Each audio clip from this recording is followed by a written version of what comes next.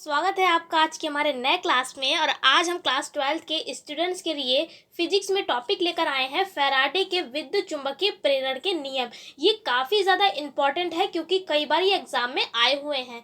ठीक है, आपको इसको बिल्कुल छोड़ना नहीं है, बहुत आसान तरीके से आपको समझा देंगे। तो देखिए भाई, फैराडे ने दो नियम दिए, एक को कहा गया प्रथम नियम और दूसरा को कहते हैं द्वितीय नियम। और जो द्वितीय नियम है उसी को हम लेंज का नियम भी कहते हैं। ये बात आप याद रखें।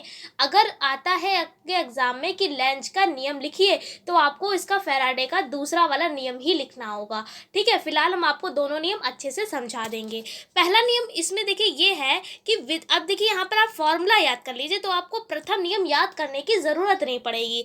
प्रथम नियम क्या है? ई बराबर माइनस का डेल्टा फाई अपॉन में डेल्टा टी। ये जो निशान है इसको बोलते हैं डेल्टा, और ये क्या है? फाई है, यानी कि फाई फ्लक्स लिखते हैं इससे।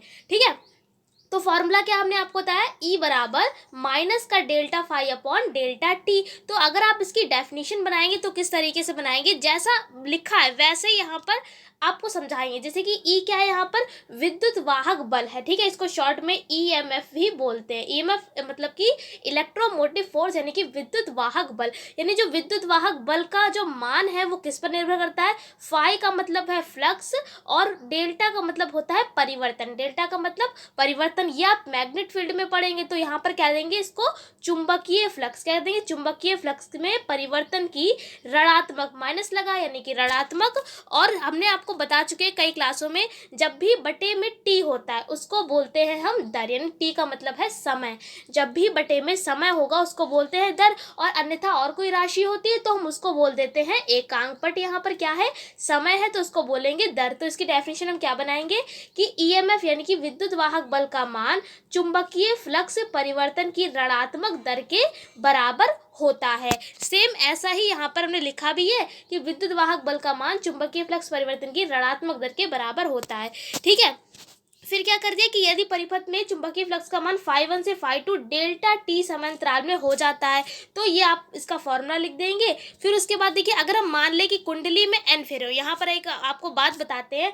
अगर कोई कुंडली है, कुंडली का मतलब कई फेरे लपेटे गए, ठीक है, अगर केवल एक फेरा है किसी भी तार का, उसको हम बोलते हैं लूप। क्या बोलते हैं? लूप। बट अगर कुंडली में कई सारे फेरे इस तरीके से मिलाए गए, कई सारे फेरे वहाँ पर हैं, उस तार को मोड़ के बनाए गए, तो उसको हम बोलते हैं कुंडली। ये बात आप याद रखें। अगर कुंडली में फेरों की संख्या मान ली कितनी है? n है, तो कुछ नहीं, बस n से मल्टीप्लाई कर देंगे तो हो जाएगा फॉर्मूला ई बराबर माइनस का n delta phi upon delta T. बस क्या है यहाँ पर? n का मतलब यहाँ पर नंबर है, फेरों की संख्या है। ठीक है, ये तो हो गया प्रथम नियम। उसके द्वितीय नियम क्या है? तो इस नियम के अनुसार किसी परिपथ में प्रेरित विद्युत वाहक बल या धारा की दिशा सदैव ऐसी होती है कि वह जिस कारण से उत्पन्न होती है उसी का विरोध करती है। इस नियम को हम लेंज का नियम, आप इसको जो है ब्लैक पेन से लिख ले, लेंज का नियम, और फैराडे के विद्युत चुंबकीय प्रेरण के द्वितीय नियम भी कहते हैं। यानी द्वितीय नियम कुल मिलाकर इतना सा है कि धारा जिससे उत्पन्न होगी उसी का विरोध करेगी। ठीक है, द्वितीय नियम केवल इतना सा है कि धारा जिससे उत्पन्न होगी उसी का विरोध करेगी। ठीक है, जिससे उत्पन्न हुई है उसी का विरोध करेगी। यही क्या है? लेंज का नियम है, और इसी को क्या कहते हैं? विद्युत चुंबकीय प्रेरण का द्वितीय नियम भी कहते हैं। तो उम्मीद करते हैं कि दोनों ही टॉपिक आपको प्रथम नियम और द्वितीय नियम आसान से समझ में आ गया होगा।